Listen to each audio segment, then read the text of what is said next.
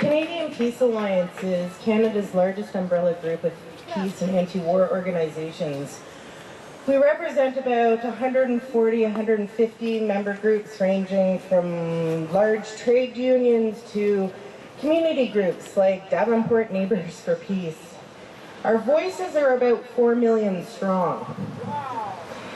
And our voices are pretty clear that our elected politicians here in Canada are not representing the people of Canada. They're representing the speaking points of the IDF.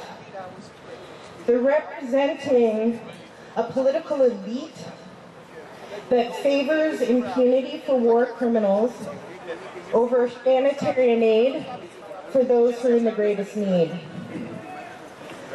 The Canadian Peace Alliance is really, really clear that from Afghanistan to Turtle Island to Iraq, occupation is a crime.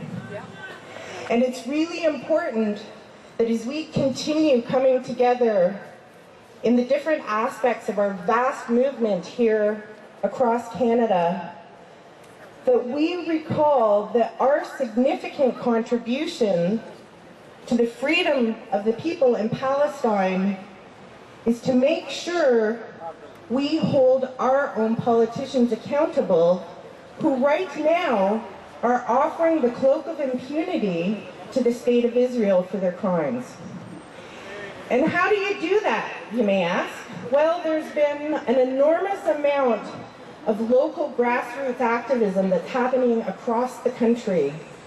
It's happening towards every single one of our political parties, and it's happening at constituent offices of the NDP and of the Liberals, and it's happening because people in their communities know when something is just plain wrong and criminal.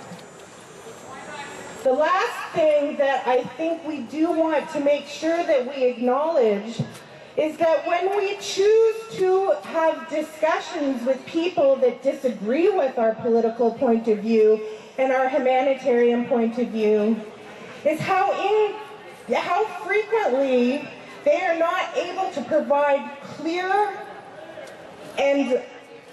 arguments that are rooted in humanitarian law and international convention. And that simply means that they're trolls.